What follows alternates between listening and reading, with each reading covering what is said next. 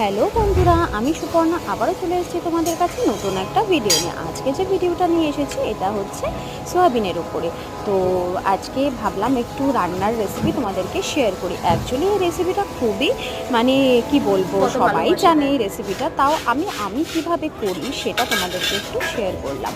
তো সোয়াবিন তো আশা করছি অনেকেই ভালোবাসো আমার মতো কে কে ভালোবাসো একটু আমাকে জানাবে কিন্তু বন্ধুরা। আর সোয়াবিন অ্যাকচুয়ালি এটা করা হচ্ছে আমার ছেলের জন্য, আমার ছেলে খেতে খুব ভালোবাসে সোয়াবিন। তো সেই জন্যই আমার এই চিলি সোয়াবিনটা করা। তো নতুনত্ব কিছু ওকে ও অ্যাকচুয়ালি না চিলি জাতীয় জিনিস খেতে খুব ভালোবাসে, chilli chicken, chilli soyabean, chilli paneer বা একটু চাইনিজ টাইপ অফ ফুডগুলো বেশি ভালোবাসে। তো ভাবলাম তাহলে চিলি সোয়াবিনটা চট করে বানিয়েই ফেলি। তো দেখতেই পাচ্ছ কিভাবে আমি চিলি সোয়াবিনটা বানাচ্ছি। তো এরকম কে কে খেতে ভালোবাসো আমাকে কিন্তু কমেন্টে অবশ্যই তোমরা জানাবে। আর একটা কথা, চিলি সোয়াবিনে না আমি যেহেতু আমার ছেলে খায়, এর আগের ভিডিওতেও তোমাদেরকে বলেছিলাম যেহেতু আমার ছেলে খায়, তো সেক্ষেত্রে আমি লঙ্কাটা ইউজ করি না, তার বদলে সেচওয়ান সস ইউজ করি। এই ভিডিওতেও তোমরা দেখতে পাবে যে লঙ্কার বদলে আমি সেচওয়ান সসটা দিয়েছি।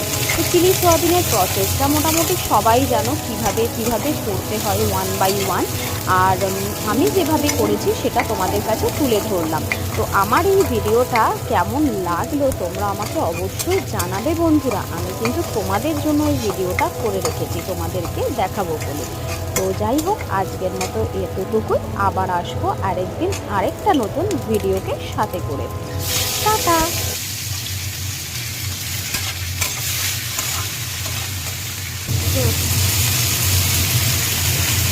ওদেরকে চারটে দিয়ে দাও।